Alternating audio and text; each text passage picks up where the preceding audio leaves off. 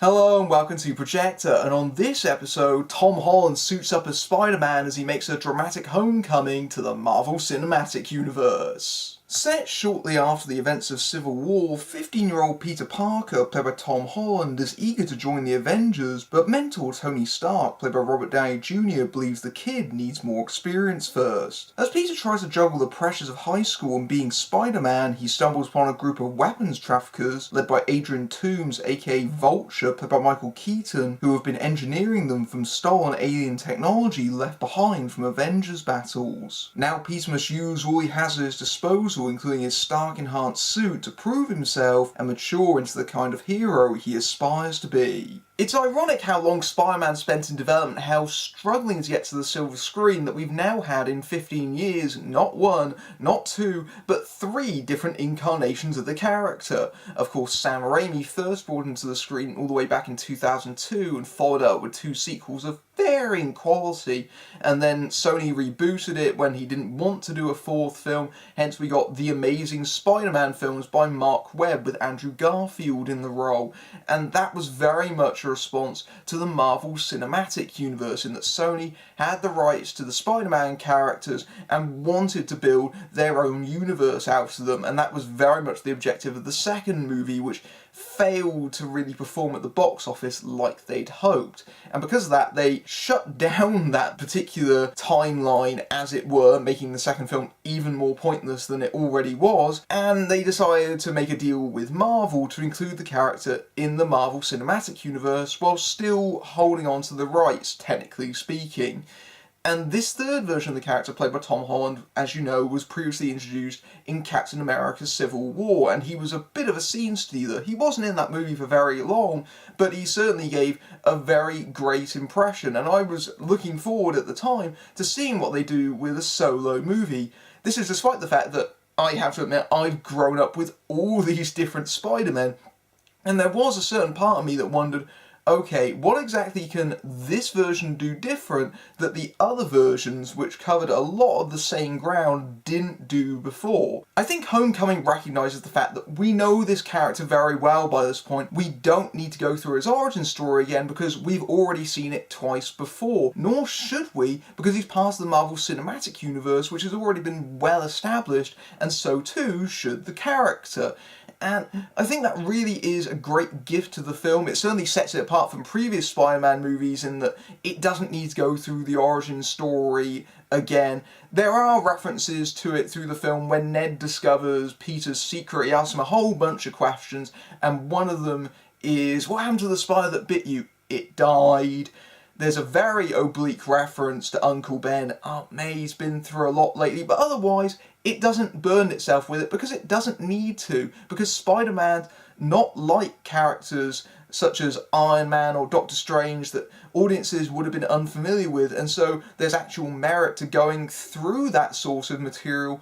We know this stuff about Spider-Man, so we can just hit the ground running.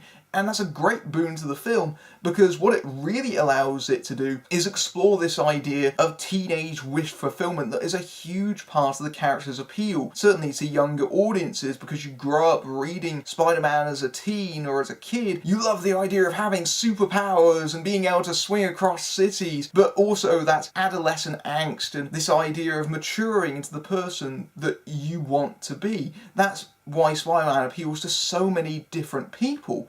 And because of that, I think the high school setting for the film really works well, and certainly it's something that hasn't been fully explored in previous Spider-Man movies. The Raimi films had him graduate at the end of the first act, and while the previous Amazing Spider-Man movies, the first one was set while Peter was in high school, it was only really a backdrop and it didn't really play a huge role in the proceedings. Whereas here, I think the movie makes a very dedicated effort to ground Peter in this high school world. When we meet Peter at the beginning of the movie, he's just come back from Berlin, where he's been past the Civil War, and he's met all the Avengers, and it's exciting, he's got to fight amongst them, and he thinks that his world's going to change, that he's going to be summoned up. He's ended up reverting back to his normal life, and he doesn't really want to do that because he's eager to become a superhero. He wants to leave his normal life behind, at least partially because he feels a bit dweeby and anonymous as Peter Parker. He's very much this geeky guy that's overlooked. He's a normal kid, essentially. And I think that's a great reason why Tom Holland succeeds in the role as well as he does. He's the youngest Spider-Man to date, and he really brings a youthful exuberance to the character, as well as a very obvious physicality, because he had a background as a former dancer, and that really plays a huge role in the character. Just seeing him do his own backflips and things like that, it helps you sell the idea of Spider-Man as this really energetic figure.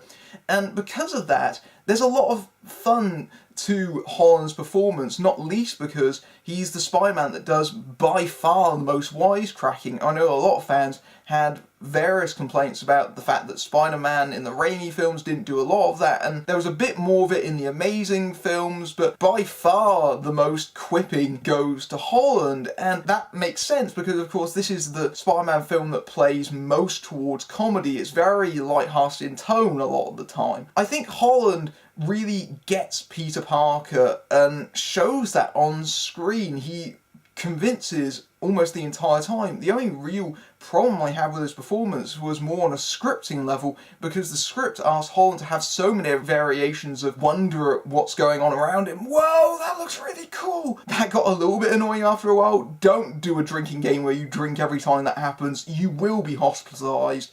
Otherwise, I think Holland is fantastic in the role. I think the jury's still out with me whether he's the definitive Spider-Man, because of course I've grown up with Tobey Maguire, and I think Andrew Garfield was great in the role. He was a better Spider-Man than those films really deserve, but I think Holland may be the best all-around one, I think, to date. And in general, the movie is very much aimed towards younger viewers, more so than a lot of the other Marvel movies, and I think that's understandable given the character and his appeal and the setting itself. And so I think that those audiences in particular will find a lot to like in this movie, not least because the high school setting is very recognisable. It's not too caricatured or over the top or comic bookish.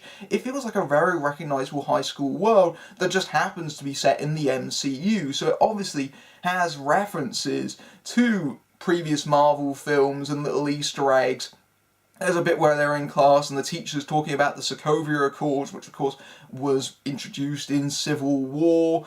There's PSAs being wheeled out on televisions by a certain Avenger, which is a cute little running gag throughout the film. And I also like the fact that the high school that Peter's in is diverse in the way that it's cast, but it's not really commented upon, it's not really made an issue about. I recognise that from when I grew up. And even the characterizations are a lot more natural in this incarnation. You take Flash, for example, who was a big bully in the previous films. In this incarnation, he's played by Tony Revolori of the Grand Budapest Hotel. He's more of an arrogant, self-absorbed teenager that likes to make fun of Peter on occasion. He's not really a proper bully like he has been before, and that, again, feels like a more natural, down-to-earth person than previous incarnations of that particular role. A lot of the struggles of this movie is about him trying to juggle that life with his superhero life, and the fact that, yeah, he's fighting supervillains, but he's also got this crush on a girl, Liz, but he doesn't really have the confidence to follow through on it because he doesn't think as Peter Parker he has much appeal, and that relationship is sweetly played out. I wish that actually got a little bit more screen time, that love interest between them, because I like the way that it grows from the fact that they start recognising that Liz actually has some mutual shared interests with Peter and she likes him on that level. And I think the movie owes a definite intentional homage to the fact that it's referencing a lot of the John Hughes movies. Very obviously, in fact, because there's a scene where Spider-Man is swinging through people's back gardens and it cuts to a television screen playing Ferris Bueller's Day Off, where Ferris is doing the exact same thing, where he's running through the gardens. And while we don't have an Uncle Ben character saying, with great power comes great responsibility, that's still a big part of the movie, because while we've gone past the whole origin part of the story, it's still a tale of self-discovery, because this is a very green Spider-Man. He's still learning what his powers can do, and generally finding his place as a superhero. And by intention, the movie very much wants to be a small-scale superhero film, so he's not really part of the Avengers. He's tackling a plot that is beneath the Avengers' pay grade, as it were, and it just allows the film to have a certain level of intimacy with its character. And that does take a little bit of adjusting, because of course we've seen the previous iterations of Spider-Man, and in the previous incarnations, especially in the Amazing Spider-Man movies, which built their entire universe around the character of Peter Parker and missed the point that he's just this normal kid that happened to stumble into this situation and onto his powers. This version of the character gets that right, and there's a lot of time spent on him learning how to use his abilities properly. And I liked the idea of that vulnerability to the character, because that doesn't seem to have been really shown on screen very much. They actually make a point of showing the limitations of what Spider-Man can do. It's a bit of a running joke in the previous films that he would sling his webs and he would just find something to connect to, even if he was in open space with nowhere that could possibly swing from. Whereas in this movie, there's a point where he reaches a park or a golf course, and of course there's nothing for him to swing on, so he just has to run across it. And that's a funny moment that shows that the filmmakers and director John Watts are very much aware of the character's both appeal and what he can really do in a way that I think that other versions of the character haven't really done before. And it's all about that to a certain extent. It's him discovering his limitations and having to work around them and having to use his brain. There's a lot of moments where Spider-Man gets caught up in a situation, usually because he's well-intentioned, but he often causes as much trouble as he tries to stop. And so there's that particular element in there, and he needs to use his head to get out of these situations. And I think that there is a lot of room for this Spider-Man to grow across the entire universe. I think this movie is very much setting the building blocks of the character. However, I do have to say that if you are telling a story that's supposed to be intentionally minor, which this film is, you really shouldn't be going over 2 hours, and this is where my sort of problems with the film mostly lie. It's way too long for what it is. I think the movie is somewhat conflicted on some levels between telling a big Marvel MCU event movie, but trying to tell something that's a lot more intimate in many ways. And I think the movie very much pushes and pulls, and very much could have been tightened up by a good 20 minutes to make sure that the storyline doesn't lag like it does, because I don't think the storyline, it doesn't support the entire length of the running time, unfortunately. I think some of the comedy sections in particular should have really been eliminated, even though that makes up so much of the movie. It could have done with some elements being removed like that. There's a lot of comedians in the cast. Hannibal Buress, Donald Glover, Martin Starr, they all have little tiny roles in the movie, and they are amusing. There's lots of moments in Spider-Man Homecoming where I laughed. It's just that cumulatively, it's just a little bit too much. And perhaps that's understandable, because this movie has 6 credited writers. 6! And I think you can see this division within the film's action set pieces, because on the one hand, it has to fulfill the audience's expectations of a big superhero event movie, but on the other hand, it can't be too big, because otherwise it doesn't fit with the story it's trying to tell.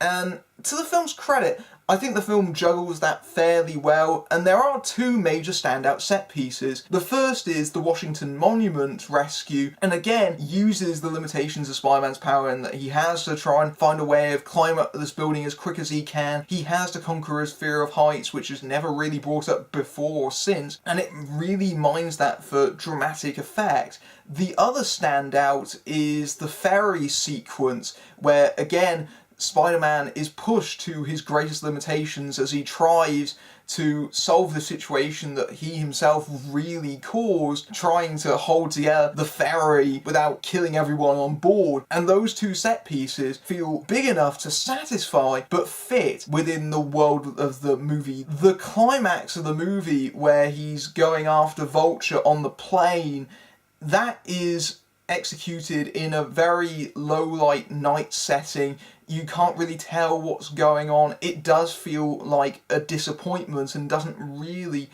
send the film out on as much of a high note as it really should do. I should mention that I did see this movie in its 3D presentation, and there are a lot of night sequences and things like that. And I would have suspected that, given it was Spider-Man, there would be a lot of chances to exploit the 3D, but honestly, I would actually say avoid the 3D version because it really doesn't add very much to the film at all in this case. I think a lot of people were very concerned about the role that Robert Downey Jr. or specifically Iron Man would play in the proceedings because he's been such a major part of the advertising campaign, which I can very much understand because there have been so many previous Spider-Man movies. You could understand if audiences are getting a bit fatigued by it, and the presence of Robert Downey Jr. and Iron Man brings a lot of goodwill and association to the movie. However, that is a major bait and switch. He's only really in the movie for about 10 minutes, tops. He's in 5 scenes spread out across the film, and you've actually seen most of them in the trailers already. The role doesn't need to be any more than that because he's a mentor figure, but he's a little bit hands-off. He's a major presence in the movie, but he's away from a lot of the action, and that's by intention because, yes, we do need that character there to make sure that Spider-Man connects with the rest of the MCU, which has gone on for a long time, but he's a very recent part of it. But at the same time, you don't want to have too much of Iron Man and Stark and that particular world in there because that's not what the character of Spider-Man really inhabits, and nor should it really take over the movie. I think some people were concerned that it was going to be like an Avengers film in disguise. It's not that. It's very much focused on Spider-Man, and Stark only really appears when absolutely necessary to the actual plot of the film. And to some extent, I think the fact that they've shoehorned him on so many of the posters and made him so prominent, I think audiences might feel a little bit cheated by that, not least because all the trailers feature a shot of Iron Man flying with Spider-Man swinging aside him, and that kind of implies that they're going to be working together in an action set piece. That's a lie. That is a shot that was solely designed for the trailers, unfortunately. And we do have elements of the Iron Man world in there. Happy, played by Jon Favreau, once again, is more of a major role in this movie because he's the direct contact that Peter has with Stark a lot of the time, and Happy's sort of ignoring him. He doesn't really want to pay attention to him. So we have those elements in there, but honestly, it's much more to the side than a lot of the marketing materials would have you believe. In terms of actual cast members of this movie, again, there's been a lot of buzz about Marisa Tomei playing Aunt May, because that's a much younger rendition of the character. But again, her character doesn't play a huge role in the plot. May is very much peripheral to a lot of the movie. There are a couple of passing references to the fact that she's much younger, so she's got guys hitting on her. But otherwise, Marisa Tomei is more of a big sister kind of role to Peter, which again brings a new dimension to that relationship that we haven't seen before. I do wish there was a bit more of her in this movie, because Tomei's a great actress, and she's a fun on-screen presence when she's there, but she's not really pivotal to the way the film plays out. In general, the film has a really great supporting cast that is very well utilised. Disney star Zendaya really shines as Michelle, this outsider, snarky girl that has this real deadpan humour about high school life that yields a lot of genuine laughs. She's not got a huge role in this movie, very much on the fringes of the action, but you can very much tell they're preparing for her to have a much larger role in later instalments. And Jacob Batalon has this nice comic chemistry with Holland. I think it's really great to have this character that Peter Parker can actually confide in, this best friend role, not only to share in things like exposition, but it just makes the character feel a lot more human and relatable, especially because the previous incarnations were very much loners and the only people that you really confide in were usually love interests. But the real shining star of this movie, in my opinion, is Michael Keaton. I really love Michael Keaton because obviously I grew up with him as Batman, and so it's good to see him return to the superhero genre that he actually really sent up recently with Birdman. Now he's playing Birdman, and for a universe that has had a lot of characters that have felt like stock antagonists, I think Keaton has really hit upon something then, that he doesn't play his villain like a villain, he plays him like an ordinary, everyday guy, and I think that's the core of why this character is so successful. When we first meet him at the very beginning of the movie, in the film's prologue, he's cleaning up after the Avengers battle in New York, his construction team being booted off the job by Stark's own cleanup crew, and that begins a real vendetta against Tony Stark. He sees an opportunity in this alien technology and he seizes it because he's this working class, blue collar guy, and he has to provide, he has to find some way of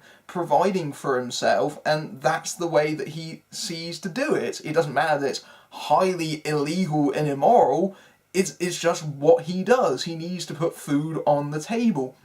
And so you've got that element of class struggle going on there, and also the fact that him and Tony aren't really all that different, because if you remember all the way back to Iron Man, that was how Stark made his name, was selling weapons, and that's exactly what Vulture does in this movie.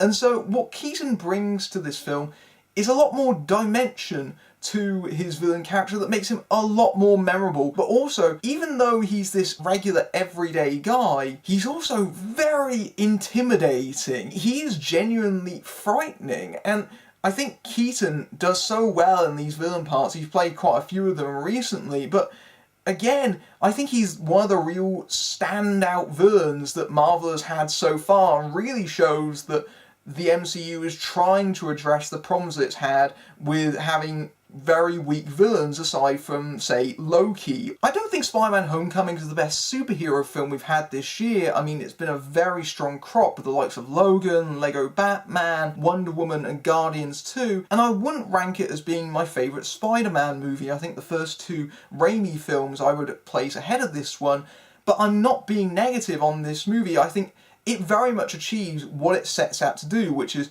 being a fun, accessible adventure, especially for younger audiences, that integrates Spidey into the world of the MCU and tries to find a new take on him, and it succeeds in doing that. And if you're a fan of the character, I think you'll really find a lot to love about this movie. And if you're a fan of superhero movies, I think there's plenty to enjoy about it.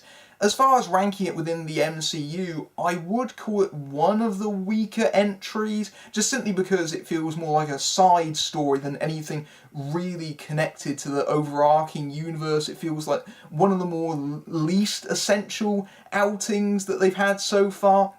But even those sort of entries, I still find some entertainment value about them. I still like them quite a bit. I'm certainly not implying this is anything like Iron Man 2 or anything like that. It does have its faults, it's a little bit too long, but for the most part, if you enjoy this kind of film, this will definitely satisfy. I think if you're a fan of Spider-Man, go out and take this for a spin. Spider-Man Homecoming is a fun adventure and certainly better than the recent Amazing Spider-Man films, but it's a weaker entry in the Marvel Cinematic Universe. Tom Holland once again is a great Spider-Man, overused expressions of awe aside, and he feels like an authentic teenager in a movie that grounds its hero in a recognisable high school life, certainly to young teens, which this skews most heavily towards. It's a smaller scale tale, very much by design, but that takes some adjusting considering the character's previous cinematic incarnations, but it also makes it feel like one of the more disposable Marvel films, its slight feeling not helped by the 2-hour plus running time. While there's plenty of callbacks and references, Iron Man stars Downey Jr. and Favreau are extended guest appearances, Tomei's Aunt May is sporadic, but Keaton manages to bring both menace and nuance to Vulture, and Jacob Batalon's confidant is amusing for a film that often leans into comedy. It's not the best superhero film so far this year, or even the best Spider-Man movie, but it's an enjoyable time for comic book fans. If you like this review, you can swing over to my Patreon where you can see my reviews early among other perks, but until next time, I'm Matthew Buck, fading out. Hot dog.